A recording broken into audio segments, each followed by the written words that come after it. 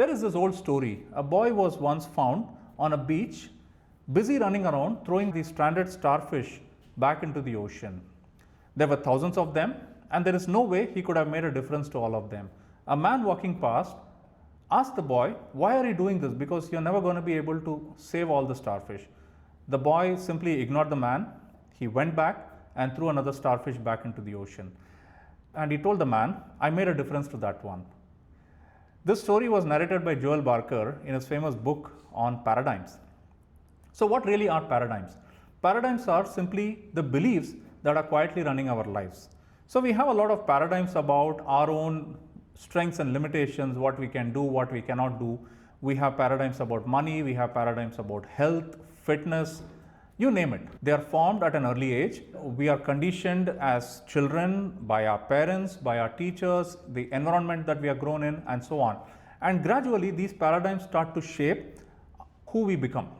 We may have mental programs that state, "I am not good with money, I am not athletic, sales isn't my strength, I am not a born leader," and so on. So these are all, just beliefs that over time we subconsciously accept as realities. This brings me to another fascinating point.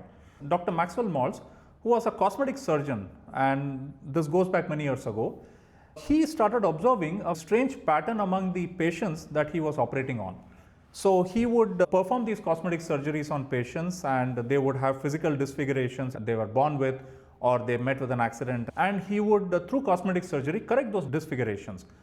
And he found a very strange pattern among his patients. He found that although the physical disfiguration was fixed, the patients continued to carry the scar or the same old mental image of themselves that existed when they were scarred. And he found that this is not adding up, because their beliefs are no longer reflecting the physical reality which has changed.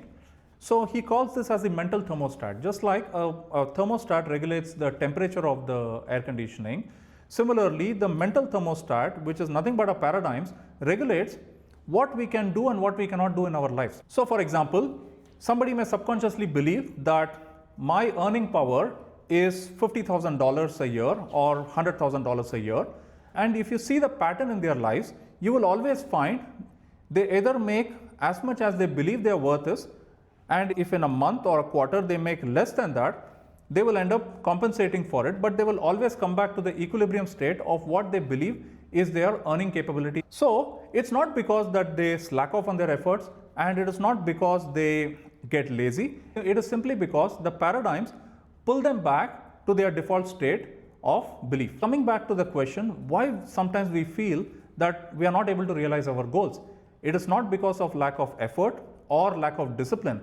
It is simply because our old paradigms are pulling us back to our default state of being. Does it mean that our paradigms will never allow us to achieve what we dream of achieving? The good news is it is not a fatalistic science. Paradigms can be changed. They are not permanent. They are learned, which means they can also be unlearned. So how to begin to shift the paradigm?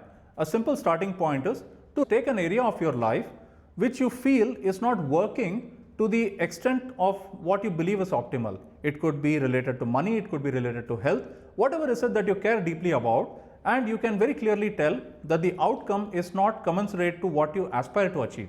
Then start to ask the question, what is my underlying belief or the paradigm that is causing this outcome? Now once you start shifting your focus or start to bring awareness to the paradigms, you have already started to change them. For example, you would have made a past New Year resolution of achieving a certain health milestone, could be weight or it could be cholesterol or whatever it is. Now consciously think about what is the belief that you should possess in order to realize that outcome. You may say, I am disciplined with my health. I know exactly what I need to consume, what actions I need to do in order to get to my target health state. So whatever that is, think it out aloud. Better still would be to write down on a piece of paper the ideal current state of what is it that you want to realize as an outcome. The beauty of this is when you start thinking and writing it down in present tense, you start feeding your subconscious with a new set of beliefs, and you will gradually over time overwrite the old paradigms with the new ones.